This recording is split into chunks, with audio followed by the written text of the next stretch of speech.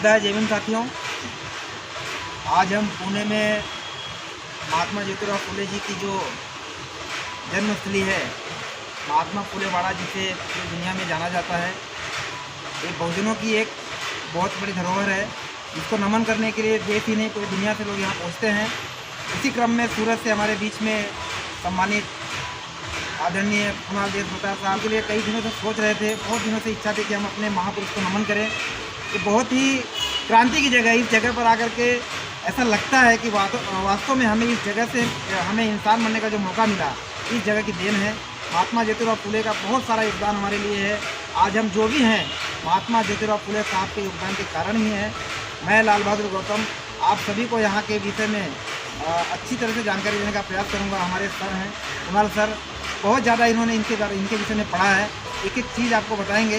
तो हम अभी हमारे जो महापुरुष हैं उनको नमन करने के लिए आ रहे हैं, उनको पुष्प अर्पित करेंगे, माला पहनाएंगे। तो आप लोग उसको देखें, उसको ज़्यादा से ज़्यादा शेयर करेंगे, ऐसा आपसे निवेदन है। तो साथियों, सभी को जय भीम, जोहार, नमो बुद्धाय। जैसे कि आज गौतम भाई ने हमें बताया कि आज हम पुणे के उस क्रांतिक भूमि पर आए हुए हैं जहाँ पर राष्ट्रपिता ज्योतिबा फुले जी का जन्म हुआ था, और इसी भूमि से उन्होंने अपनी क्रांति को शुरुआत की थी। और आप देख सकते हैं कि यही वो घर है जहाँ पर राष्ट्रपिता ज्योतिबा फुले जी रहते थे। राष्ट्रपिता ज्योतिबा फुले जी की समाधि स्थान यही है।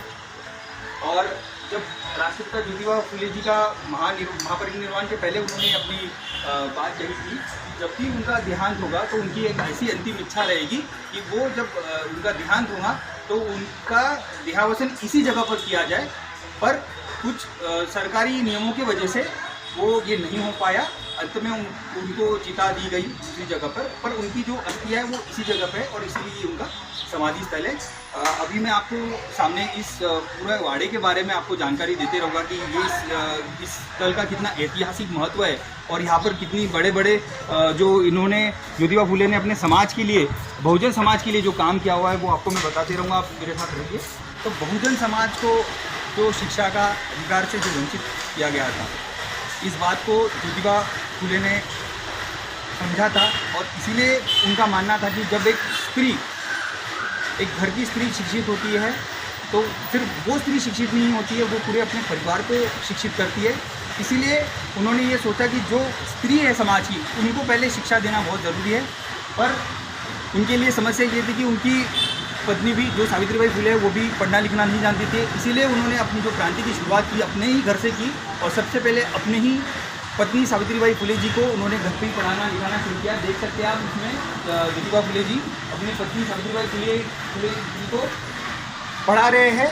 और उसके बाद उन्होंने जब उनको सिखाया, उसके बाद उनको फिर महिला शिक्षिका बनाया। और इसलिए आप देख सकते हैं कि हमारे देश की अगर पहली महिला शिक्षिका कोई है तो वो सावित्रीबाई फुले, क्रांति ज्योति सावित्रीबाई फुले ही है। और जब वो पढ़ लिख कर शिक्षित हुई तो उन्होंने फिर समाज में जो उन्होंने सन 1848 में सबसे पहले जो महिलाओं के लिए जो स्कूल खोली गई थी, वो इसी जगह पुणे के इस शहर में खोली गई थी सन 1848 में। और आप देख सकते हैं सावित्रीबाई फुले सारे लड़कियों को पढ़ाते हुए, आप सोच सकते हैं एक समय, ये आज से लगभग 150 साल पहले, जब लड़कियां अपने घर के बाहर नहीं निकल पाती थी, उस समय सावित्रीबाई फुले और ज्योतिबा फुले जी ने लड़कियों के लिए सबसे पहली पाठशाला इस पुणे नगर में खोली थी। तो ये बहुत ही क्रांतिकारी घटना थी, एक बहुत ही ऐतिहासिक घटना थी, जिसके वजह से आज अगर हम आज की जो स्त्री शक्ति है, जो स्त्री नारी है, जो आज इस मुकाम तक पहुंच पाई है, वो कहीं ना कहीं क्रांति ज्योति सावित्रीबाई फुले और क्रांति सूर्य ज्योतिबा फुले, इनके वजह से आज हमारी नारी शक्ति यहाँ तक पहुँच पाई है।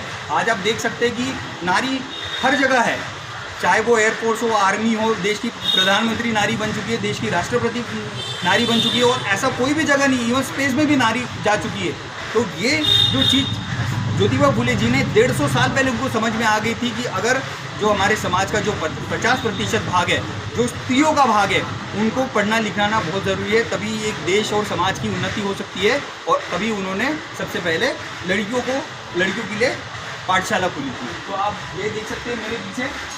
और पहले आज से लगभग 150 साल पहले यही होता था कि विधवाओं के साथ बहुत अन्याय होता था, उनका केश मुंडन किया जाता था, उनको अच्छे से रहने नहीं दिया जाता था, उनको बहुत तकलीफ़ों का सामना करना पड़ता था और उनका पुनर्विवाह भी नहीं होता था।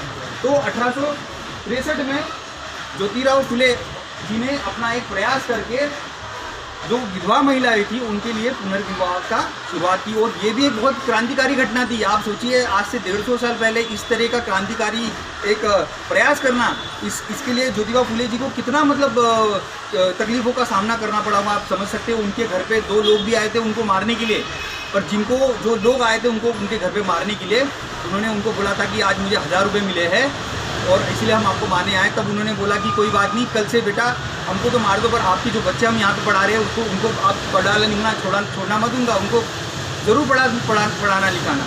फिर ये बात जब वो 2 लोग आए थे उनको मारने के लिए, उनको समझी, तो वो उनके पैर छुए उन्होंने और उनसे माफ़ी मांगी ज्योतिराव फुले से, और इस तरीके से वो अपना कार्य करते रहे। और साथ ही साथ में बहुत सारी स्कूल खोली, फिर लड़कों के लिए भी स्कूल खोली, और समाज के हर बच्चों के लिए, सिर्फ वो स्त्रियों के लिए नहीं, सिर्फ वो किसी पर्टिकुलर विशेष वर्ग के लिए नहीं, तो सभी जो बच्चे हैं, सभी समाज के जो बच्चे हैं, उन सब के लिए क्रांति ज्योतिबा फुले जी ने पाठशाला खोली, उनको पढ़ाया लिखाया। पीछे आप देख सकते हैं साथियों कि ज्योतिबा फुले जी की जो मृत्यु थी वो 28 नवंबर 1890 को हुई थी। 28 नवंबर को उनका स्मृति दिन आता है उनका, उसी के वो बात को ध्यान रखते हुए यहाँ पर आप देख सकते हैं पीछे में फुले अंबेडकर व्याख्यानमाला भी आयोजित किया गया था महात्मा ज्योतिबा फुले समता प्रतिष्ठान पुणे की ओर से। यहाँ पे फुले अंबेडकर व्याख्यानमाला को भी आयोजित किया गया था। और आप देख सकते हैं कि सन 1868 में ज्योतिबा फुले ने अपने इनके घर के अंदर एक कुआं था। वो पहले यहाँ के जो अस्पृश्य लोग होते थे, जो अनटचेबल लोग होते थे, उनको पीने का पानी नहीं मिलता था।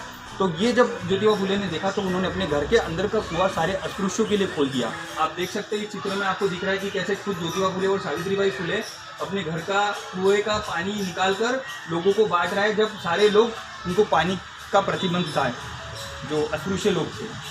उसके बाद आप देख सकते हैं 24 सितंबर 1873 को सत्यशोधक समाज की स्थापना की ज्योतिबा फुले जी ने। और सत्यशोधक समाज की स्थापना का मतलब होता है सत्य की खोज करना, सत्य की खोज करना, जो सच है उसकी खोज करना। और यही इसी बात पर सत्यशोधक समाज की ये हुई थी। और 1873 में उन्होंने अपना पहला ग्रंथ लिखा था जिसका नाम था गुलामगिरी। आप सब लोगों ने ये जो गुलामगिरी ग्रंथ है इसके बारे में आपको जरूर इसको पढ़ना चाहिए। और भी उन्होंने वो शेतकऱ्यांचा असुडी मराठी ग्रंथ है, ये भी उन्होंने लिखा। तो इन सब का आपने ज़रूर अध्ययन करना चाहिए। आप ये सबसे आखिरी में आप देख सकते हैं कि 1876-77 में यहाँ पे बहुत बड़ा अकाल पड़ा था, तो लोगों को खाने पीने की बहुत ज़्यादा समस्या का सामना करना पड़ रहा था।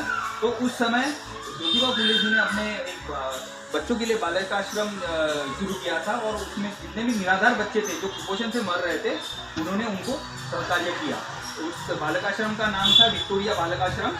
ऐसे उन्होंने इस स्कूल के हज़ारों छोटे छोटे बच्चों को उन्होंने उनके प्राण बचाए। तो इस तरीके से उन्होंने अपने समाज के लिए काम किया साथियों। और मैं 2-3 इन्फॉर्मेशन आपको देना चाहता हूँ कि राष्ट्रपिता ज्योतिबा फुले ने ही आज रायगढ़ पर जो छत्रपति शिवाजी महाराज की समाधि है, तो उसको ढूंढने का भी श्रेय राष्ट्रपिता ज्योतिबा फुले जी को ही है। क्योंकि जब पहली बार कोई एक अंग्रेज़ अधिकारी आया था, रायगढ़ पर गया था, तो रायगढ़ पर जाने के बाद उन्होंने छत्रपति शिवाजी महाराज की समाधि ढूंढने का बहुत प्रयत्न किया, पर उसको वो उसमें सफलता प्राप्त नहीं हुई। उसके बाद जब ये बात राष्ट्रपिता ज्योतिबा फुले जी को पता चली, तो उन्होंने पुणे के अपने कुछ सहकारियों के साथ वो रायगढ़ पर गए। और रायगढ़ पर जाने के बाद जब वहाँ पे जाने का रास्ता भी नहीं था, इतनी झाड़ी झुड़प थे, बहुत सारा कच्चा रास्ता था, कुछ ये नहीं था, तो ऐसे लगभग उन्होंने 4-5-6 दिन लगे उनको वो समाधि ढूंढने के लिए। और अंततः जो छत्रपति शिवाजी महाराज की समाधि जो उन्होंने ढूंढ के निकाली। और दूसरी बात ये जो है कि महाराष्ट्र में जो शिव जयंती की जो असली जिन्होंने शुरुआत की, उसका श्रेय भी राष्ट्रपिता ज्योतिबा फुले जी को ही जाता है। क्योंकि उन्होंने ही महाराष्ट्र में सर्वप्रथम शिव जयंती शुरू करने का कार्यक्रम उन्होंने ही शुरू किया। और उसके साथ साथ जो छत्रपति शिवाजी महाराज के ऊपर उन्होंने पोवाड़ा भी लिखा है। क्या है कि कोरोना काल के वजह से इस ज्योतिबा फुले वाड़ा जो है ये इसको बंद किया गया है और अभी तक इंस्ट्रक्शन नहीं आया है इसको खोलने का। हमारा पूरा प्रयास था कि आपको ज्योतिबा फुले जी का जो वाड़ा है वो उसे अंदर से दिखाने का था। क्योंकि इसी घर के अंदर वो कुआं है, जिस कुएं को राष्ट्रपिता ज्योतिबा फुले ने सारे अस्पृश्यों के लिए खोला था। उनको पानी पीने के लिए जो पहले यहाँ पर हक अधिकार नहीं थे, उस हक अधिकार के लिए सबसे पहले खोला। इसलिए मैं आपको एक और बात बताना चाहता हूँ कि डॉक्टर बाबा साहब अम्बेडकर जी ने राष्ट्रपिता ज्योतिबा फुले जी को अपना तीसरा गुरु माना था। तो तीसरा गुरु भी इसीलिए माना था। और इसीलिए आप देख सकते हैं कि आप जब महाड़ के चौदार तालाब जाएंगे तो बाबा साहब ने वहाँ पे भी 20 मार्च 1927 का महाड़ का सत्याग्रह किया था, वो चौदार तालाब, वहाँ के तालाब के पानी पर भी अस्पृश्यों का कोई अधिकार नहीं था। वहाँ पर सारे बिल्ली, बकरी, गाय, भैंस, सारे कुत्ते, हर प्रकार के जानवर पी सकते थे, पर हमारे समाज के लोग इंसान होते हुए भी हमको पानी पीने का अधिकार नहीं था। तो बाबा साहब ने ये बात बोली थी कि ये जो मेरा जो संघर्ष है, ये सिर्फ पानी पीने का संघर्ष नहीं है, ये जो मेरा संघर्ष है ये मानवीय जीवन के जो उनके मूलभूत हक और अधिकार होते, इसके लिए ये मेरा संघर्ष है। और कहीं ना कहीं जब आप देखते हैं तो ये प्रेरणा ज़रूर उन्होंने उनके तीसरे गुरु राष्ट्रपिता ज्योतिबा फुले जी से लिए होगी, क्योंकि राष्ट्रपिता ज्योतिबा फुले ने भी अपने घर में जब अस्पृश्यों को पानी नहीं मिलता था तो अपने घर के कुएं उन्होंने खोल दिए शिक्षित करने के साथ साथ। तो इतना महान कार्य उन्होंने किया हुआ है अपने समाज के लिए, और इसीलिए हम सभी उनको नमन करते हैं, उनके इस कार्य को। उनके आज इनके इस खुले बड़े में आकर मैं आपको ऐसे मुझे इस तरह की अनुभूति हो रही कि शायद मैं उसी आज से 150 साल पहले ही उन्हीं के कई आसपास में अपने आप को फील कर पा रहा हूँ। तो ये आपको मैं जानकारी दी इस बारे में, और मेरी आप सब लोगों से ये गुजारिश रहेंगी, ये मेरी रिक्वेस्ट रहेंगी, ये मेरी विनती रहेंगी कि साथियों, बाबा साहब ने कहा है कि जो कौम अपना इतिहास नहीं जानती वो कौम कभी अपना इतिहास नहीं बना सकती। ये मैं बार बार कहता हूँ, इसीलिए आप सब लोगों से मेरी दरख्वास्त है, एक रिक्वेस्ट है कि आपको जब भी कभी मौका मिले अपने इस ऐतिहासिक धरोहर को देखने ज़रूर आए, क्योंकि इसको अगर हम नहीं देखेंगे तो कौन देखेगा। ये हमारी असली विरासत है, यही हमारा इतिहास है साथियों। तो जब भी आपको ऐसा मौका मिलता है तो आप जब भी पुणे में आते हैं तो इस ज्योतिबा फुले वाड़ा को ज़रूर भेंट दीजिए। साथ ही साथ यहाँ पर दगड़ूशेठ हलवाई का जो मंदिर है उसी जगह पे सामने ही जब 1848 में जो ज्योतिबा फुले जी ने लड़कियों के लिए जो पहली पाठशाला खोली थी वो भी है, तो कृपया करके आप उस जगह को भी ज़रूर भेंट दें। इतना कहते हुए मैं आप सभी लोगों से जय हिंद करता हूँ।